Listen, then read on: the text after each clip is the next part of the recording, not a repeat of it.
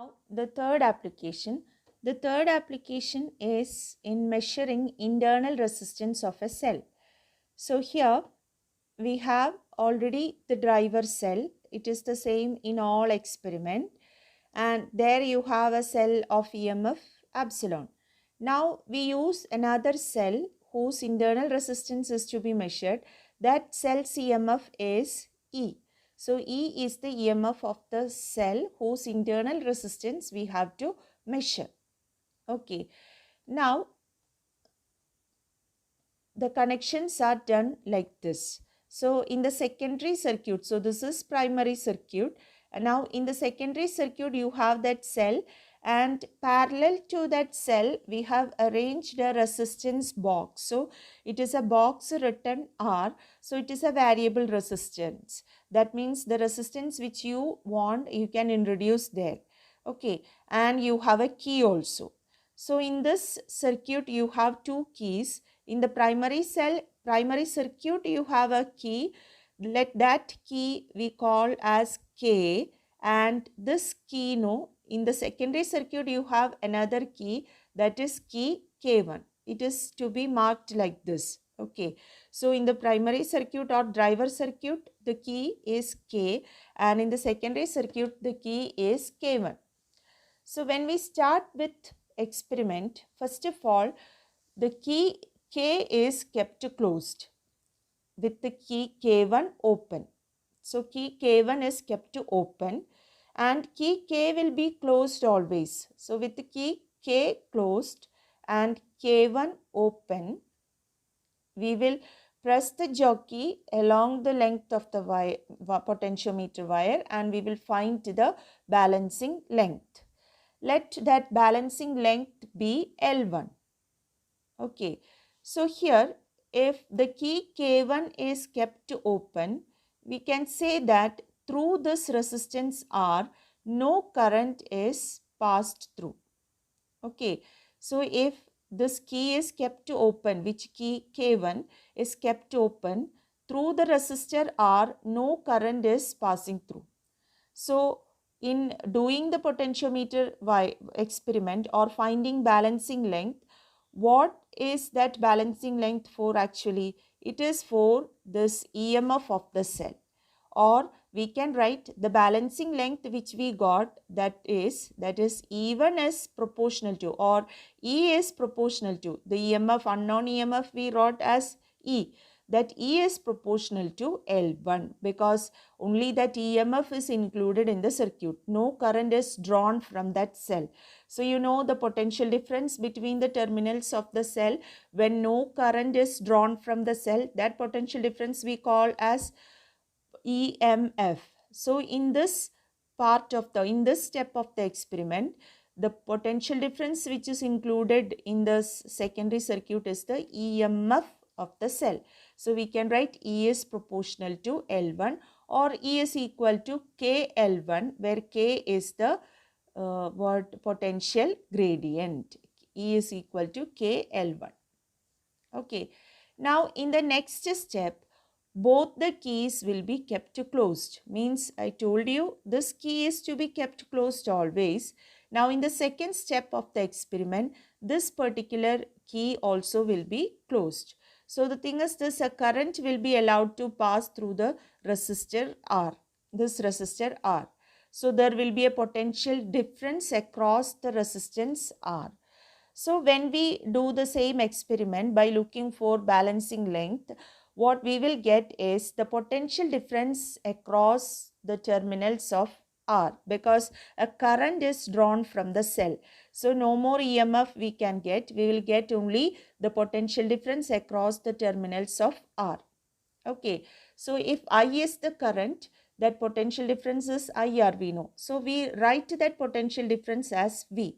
Now in this arrangement with both the keys closed, if we get the balancing length as L2, we can write V is proportional to L2. The potential difference across the terminals of R, that is proportional to L2. So E is proportional to L1, EMF is proportional to L1, and potential difference is proportional to L2. That's what we have.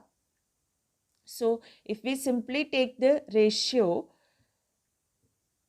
so we have those two. That means E is proportional to L1 means we can write E is equal to E is equal to KL1, where K is the potential gradient. Similarly, V proportional to L2 means V is equal to KL2. Again, K is the potential gradient. Now, just to divide the two equations, if you call this as equation 1 and this as equation 2, just to find the ratio 1 by 2. So left hand side will be E by V and right hand side will be L1 by L2. So E by V equal to L1 by L2. That is our new equation. So our aim is to find what? Our aim is to find internal resistance. So we have to write the terms in this equation in terms of that internal resistance. Let's see how.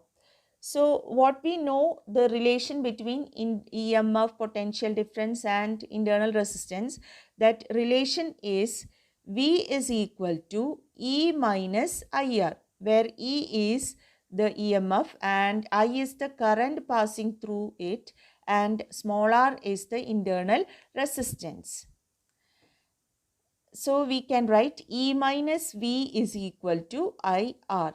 So that is a relation. E minus V is equal to I into R, where R is the internal resistance. So in this equation, that means E minus V, you just take V outside. From this relation, if we take V outside, that is V into E by V minus V by V is 1. Okay, that is equal to IR. So what we have done, from the left hand side of the equation, we have taken that V outside. So we will get this equation. V into E by V minus 1 is equal to IR. Okay, now coming back to this equations, that means we already have what is E by V. E by V is what? L1 by L2. Now looking for V, what is V?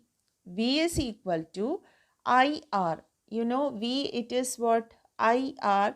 That means if current is I, V is equal to IR. Now these two things we will substitute in this equation. In this equation, we will substitute for E by V and V. What is E by V? L1 by L2. And what is V? V is equal to IR, the potential drop across that resistance R. These two things we will substitute. So what we will have substituting in this equation? We are substituting in this equation. So we have IR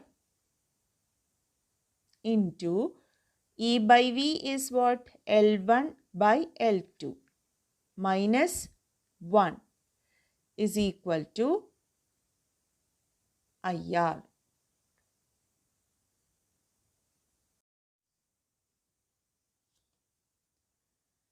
So by substituting, we have that means V is IR. So IR into, in bracket we have E by V. E by V is L1 by L2 minus 1.